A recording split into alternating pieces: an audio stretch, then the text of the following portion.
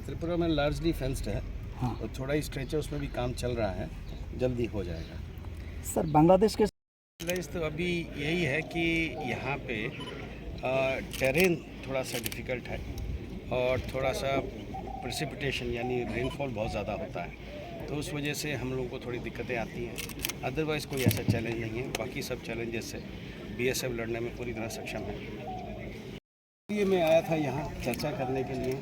Already हमारे जो जवान और अफसर हैं यहाँ वो पूरी मुस्तैदी से काम कर रहे हैं। उन्होंने कई सारे अटैम्प्ट विफल किया है कि कई जगह उन्होंने डिटेक्ट किया कि यहाँ से घुसने का कोशिश कर रहा है, तो उनको घुसने नहीं दिया।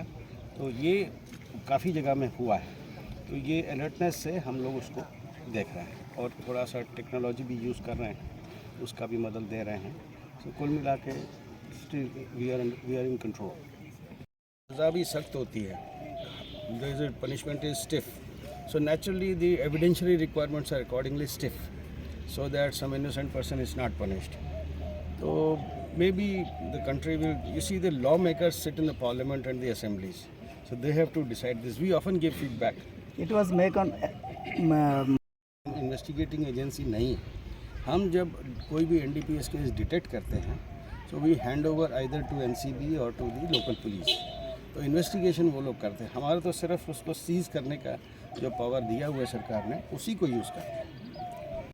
बांग्लादेश के साथ कुछ एरिया अभी भी अनफेंस्ड है, तो अगर आपको शायद पता होगा कि कब तक ये ख़त्म होगा, ये ख़त्म होने के बाद त्रिपुरा को क्या फ़ायदा हो सकता है सर? त्रिपुरा का ये फ़ायदा होगा कि जो बाहर से लोग बाग यहाँ के जॉब्स ले लेते होंगे वो नहीं जाएंगे, अनएम्प्लॉयमेंट को रोकने से बचाएंगे।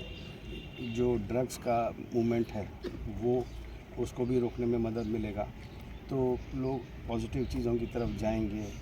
हो सकता है कि फ़ौज में भर्ती हों, बीएसएफ में भर्ती हों, स्पोर्ट्समैन बने।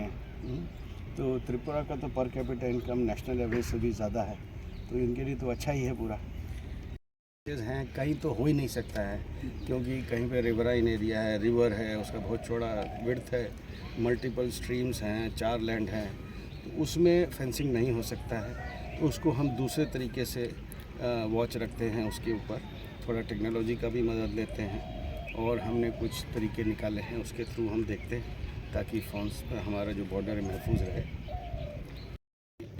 इंडिया का बॉर्डर है जिसको हम गार्ड करते हैं, कोई भी अनऑथराइज्ड पर्सन एंटर नहीं करे, चाहे रोहिंग्या हो चाहे नॉन रोहिंग्या हो, कोई भी किसी भी समुदाय का हो, किसी भी कंट्री का हो, जो एंट्री करना है, जो ऑथराइज्ड पोर्ट्स हैं जहां डॉक्यूमेंट के साथ एंटर करना है वहीं से एंटर करें, ये हमारा कोशिश रहता है। तो जैसे आपने देखा कि कई जगह फेंस नहीं है, कई जगह रिवर बहुत चौड़ा है, या कहीं पे और टोपोग्राफिकल फीचर्स हैं जिसकी वजह से, तो वो चैलेंजेस हैं। We try our best to overcome them. तो यही है, बताया कि ये सरहद का मसला है, इधर से उधर करने का कुछ लोग बिज़नेस करते हैं, वो कुछ इजी मनी के चक्कर में, तो उसको हम अपनी अटेंशन से, अपनी अलर्टनेस से, और जैसे मैंने पहले आपको बोला कि थोड़ा टेक्नोलॉजी का मदद लेके हम लोग कर रहे हैं और इंटेलिजेंस नेटवर्क को थोड़ा सुधारते हैं, थोड़ा दूसरे एजेंसी से भी बात करते हैं, तो ऐसे करके हम लोग इसको निपट रहे हैं। कल आपने बताया सर कि फ्यूचर जो हमारा जनरेशन है वो ख़त्म हो जाएगा अगर इस तरह चलता रहे, तो उनके लिए की बात क्या कुछ सुझाव या कुछ अपील रहेगा? एक तो ये रहेगा कि ड्रग को always say no to drugs, और never cooperate with anybody who is trying to traffic drugs. हमेशा ड्रग, ये जो इन्फोर्समेंट एजेंसीज़ हैं, चाहे पुलिस हो, चाहे बीएसएफ हो, चाहे नारकोटिक्स कंट्रोल ब्यूरो हो, उनको तुरंत इत्तला देना चाहिए और अपने समाज को, अपने देश को ख़राब होने से बचाने में सबको योगदान करना चाहिए। घुसपैठ तो नहीं होने पा रहे हैं, क्योंकि जहां हमने डिटेक्ट किया वो निकलेगा। अगर लाइन पे किया तो हम घुसने नहीं देते हैं, अगर अंदर डिटेक्ट किया तो हम उनको अरेस्ट करके पुलिस को देते हैं। तो ये हम लोग करते हैं, और कुछ डाउट्स भी पकड़े गए उनका इंटरोगेशन करके। तो एनआईए भी आया था, उनके साथ भी इंफॉर्मेशन शेयर किया। उन्होंने क्या रेड किया, किसको अरेस्ट किया, वो हम नहीं जानते हैं, but they are investigating this matter. Sir out of महसूस नहीं होता है कि बटालियन का ज़रूरत है। और कुछ सर कंप्लेन आ रहा है कि कुछ एरियाओं में जो फार्मर्स जो है वो फेंसिंग के उस पार जो काम करते हैं उन लोगों को थोड़ा परेशान किया जा रहा है, इस तरह के भी लोकल न्यूज़पेपर में नहीं, हमारा तो कोशिश ये रहता है कि जो लोकल पॉपुलेशन है, जहाँ हम रहते हैं, जहाँ हम काम करते हैं, वहाँ की पॉपुलेशन के साथ तो हम बहुत अच्छा रिलेशन बना के रखते हैं। और बल्कि कई जगह तो बंगाल का आपको बताएं, कूच बिहार में शायद आपने सुना होगा कि हमने गांव के बच्चों को योगा सिखाया और उनको योगा को इन्वॉल्व करके हमारा जो बीएसएफ का रेजिंग डे परेड था उसमें हम लेके गए और हमने होम मिनिस्ट्री के सामने उनको दिखाया। It was appreciated by him और उन्होंने उनको इनाम दिया। अब उनका यूट्यूब वगैरह बना है, बहुत वायरल हो रहा है। तो ऐसे हम चाह रहे हैं कि हम लोगों के साथ इन्वॉल्व हों, उनके बच्चों के साथ इन्वॉल्व हों, उनके फ्यूचर की तरफ कुछ कंट्रीब्यूट कर सकें।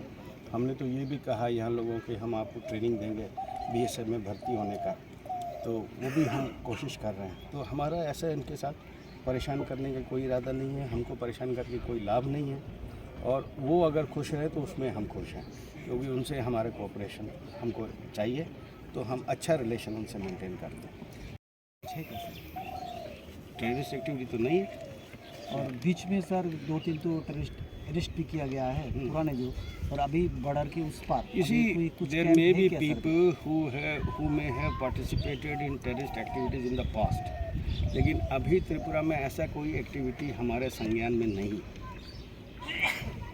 और कुछ सर लास्ट क्वेश्चन, बीच में सर 2-3 अखबार में तो बहुत सारे अखबार में आया था कि कुछ आर्म्स भी सर हो रहा है, आ रहा है, उससे आ रहा है और जा भी रहा है। देखिए, ये जो पूरा एरिया है साउथ एशिया का, इसमें lot of turmoil is taking place. आप देखिए बर्मा में कू हुआ और वहाँ पे people are revolting, they are fighting the government, वो भी एक अनरेस्ट है। फिर और साउथ ईस्ट एशियन कंट्रीज़ में थोड़ा बहुत अनरेस्ट है। तो all these people they tend to get together and they try to traffic arms, drugs to sustain their business. तो ये सब चलता रहता है। तो जहाँ पे भी बॉर्डर्स होंगे, they will be susceptible to human trafficking, gun running, drugs. This is a very common thing all over the world.